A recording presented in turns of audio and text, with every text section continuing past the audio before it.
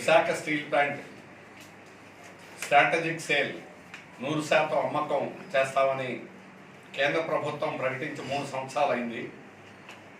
3 సంవత్సరాల నుంచి పోరాటం వల్ల అమ్మలేకపోయారు. దేశంలో ఇతర స్టీల్ ప్లాంట్లో steel authority of India limited, Bhilai, Bokaro, Durgapur పరిశ్రమలు 30% వాటాలు అమ్మినా వైజాగ్ స్టీల్ ప్లాంట్ 1% కూడా అమ్మకుండా విశాఖ ఉక్కు పోరాట కమిటీ పోరాటం వల్ల ఆపగలిగాం. అయితే ఇప్పటికీ కూడా వాళ్ళ ప్రయత్నాలు అనేటువంటిది ఆగడం లేదు. ఇప్పటికి కూడా కేంద్ర ప్రభుత్వం ప్రైవేటీకరణ ప్రయత్నాలు అనేటువంటి కొనసాగిస్తుంది. నష్టాల్లోకి నెట్టి దీన్ని ఎలాగైనా తర్వాత అయినా దీన్ని చేయాలని, ఆ విధంగా ప్రైవేట్కి అప్పచెప్పాలనేటువంటి కుట్ర చేస్తుంది బీజేపీ ప్రభుత్వం. అందుకే దీనికి వ్యతిరేకంగా మార్చి 3వ తేదీ ఉదయం 6 గంటలకి Visakha steel plant main gate Kurmannapalem దగ్గర నుంచి అక్కడ జరుగుతున్న పోరాట శిబిరం నుంచి గాంధీ విగ్రహం సిటీ శిబిరం దాకా ఉదయం 6 గంటలకే బయలుదేరి పాదయాత్ర అనేటువంటి జరుగుతుంది. దీనికి ప్రజల మద్దతు ఇవ్వాలని కోరుతున్నాం. ప్రజల సంపూర్ణమైనటువంటి మద్దతుతోటి ఈ 3 సంవత్సరాలు కూడా ఈ నిరంతర పోరాటం అనేటువంటి సాగింది. భవిష్యత్తులో కూడా ప్రభుత్వాలు ఏమొచ్చినా కూడా ఈ పోరాటం అనేటువంటి కొనసాగుతుంది. ఇప్పటికైనా కేంద్ర ప్రభుత్వం, బీజేపీ ప్రభుత్వం స్ట్రాటజిక్ సేల్ 100% అమ్ముతామనే నోటిఫికేషన్ విరమించుకోవాలి. బీజేపీ అన్నింటి గురించి మాట్లాడుతున్నారు. రైల్వే జోన్ గురించి మాట్లాడుతున్నారు, స్థలం లేదని. అలాగే పోలవరం ప్రాజెక్టు గురించి మాట్లాడుతున్నారు. రాష్ట్ర ప్రభుత్వం సహకరించలేదని చెబుతున్నారు. వాస్తవానికి కేంద్ర ప్రభుత్వాన్ని వీటన్నిటి యొక్క బాధ్యత. రైల్వే జోన్ ఇవ్వడానికి ఇంతకాలం ఎందుకు కావాలి? మొదటి టర్మ్లో మోడీ గారు 2019 ఎన్నికల్లో కూడా విశాఖపట్నం వచ్చి విశాఖ రైల్వే జోన్ ఇస్తామని ప్రకటించి ఈ రోజు కూడా స్థలం ఇవ్వలేదని నాటకాలు ఆడడం అనేటువంటిది పచ్చ మోసం. అట్లాగే పోలవరం ప్రాజెక్టు నిర్మాణం కేంద్ర ప్రభుత్వాన్ని పూర్తి బాధ్యత. అది నిర్మించకపోవడం కేంద్ర బీజేపీ ప్రభుత్వాన్ని బాధ్యత. ఇప్పటికైనా కూడా బీజేపీ ప్రభుత్వం ఈ పద్ధతులు విరమించుకొని రాష్ట్రానికి ద్రోహం చేసేటువంటి పని చేయొద్దు.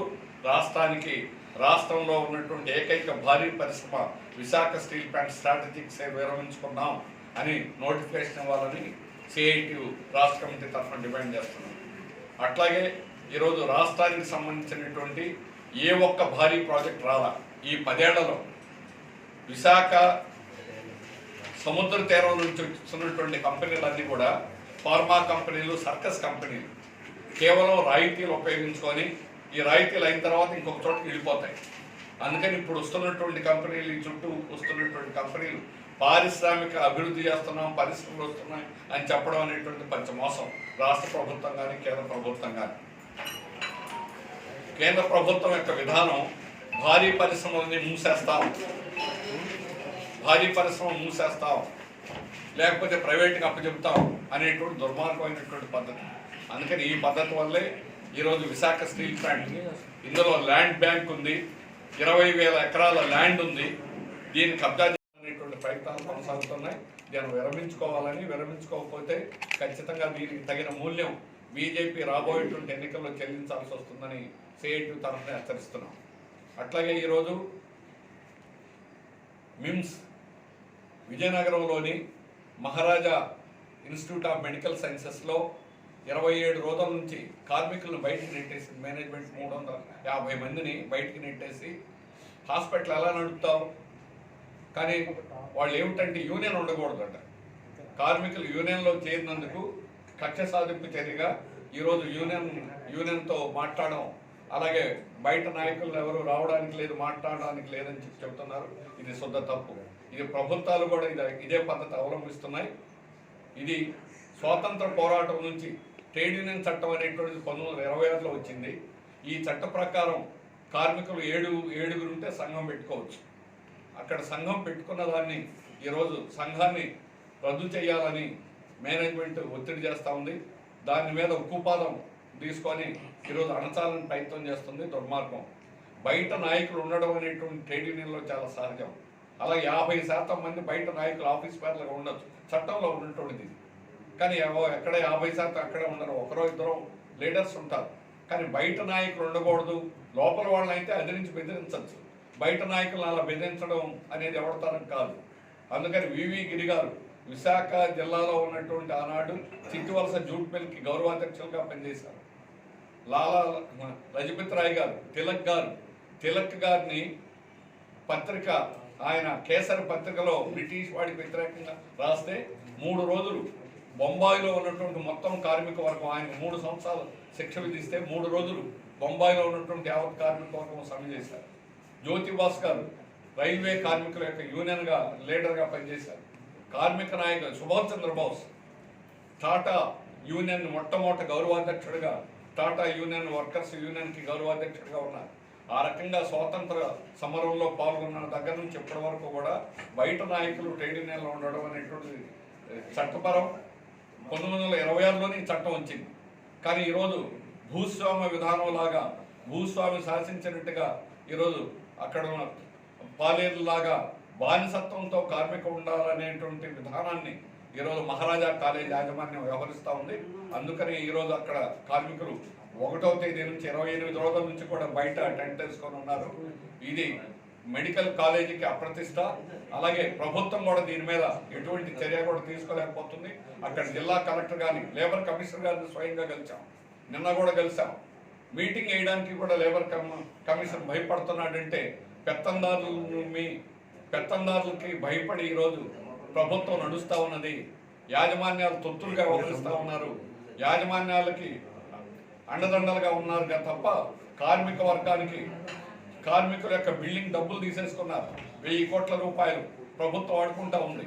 అట్లాగే కార్మికులకి కనీస వేతనాలు అనేది 5 ఏళ్లలో జగన్మోహన్ రెడ్డి కనీస వేతనాలు కమిటీ లేదు, అలా కనీస వేతనాలు నిర్ణయించాలి. ఆ విధంగా ప్రభుత్వం ఈరోజు కార్పొరేట్లు యాజమాన్యాల పక్షాన ఉంటున్నాయి, కార్మిక వ్యతిరేకంగా ఉన్నాయి. అందుకని మహారాజా ఈ విధానానికి వ్యతిరేకంగా మహారాజా మిమ్స్ కార్మికుల పోరాటానికి సంఘీభావంగా రేపు రాష్ట్రం అంతా కూడా నిరసనలు తెలియజేయాలని చెప్పేసి సిఐటికి పిలిపించాం.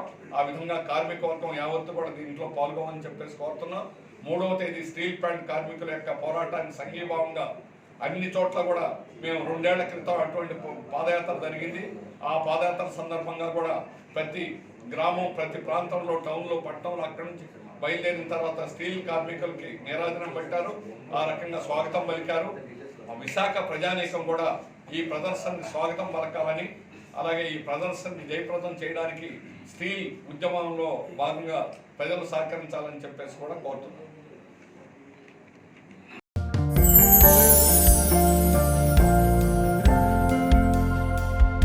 లవ్, ఈ అందమైన 4 అక్షరాల బారిన పడని మనిషి ఉండరు, మనసు ఉండదు. ఈ లవ్ కొంతమంది జీవితానికి సరిపడా మధురమైన అనుభూతులను అందిస్తే, మరికొంతమందికి జీవితాంతం వెంటాడే చేదు జ్ఞాపకాలను మిగిల్స్తుంది. లైలా మజ్ను, పార్వతీ దేవదాస్, ఈ 2 కథల్లో మజ్ను లైలా ప్రేమ కోసం ఎంత పరితపించాడో విన్నాం. దేవదాస్ పార్వతి ప్రేమ కోసం ఎంత పిచ్చోడయ్యాడో చూసాం. కానీ లైలా మజ్ను ప్రేమ కోసం ఎంత ఆరాటపడిందో మనం ఆలోచించలేదు. దేవదాసు దూరమయ్యాక పార్వతి పరిస్థితి ఏంటో మనం అర్థం చేసుకోలేదు. ప్రేమ నుండి పెళ్లి వరకు వెళ్ళలేకపోయినా ఎంతో మంది అమ్మాయిల బ్రేకప్ స్టోరీస్తో మీ లవ్ టుడే.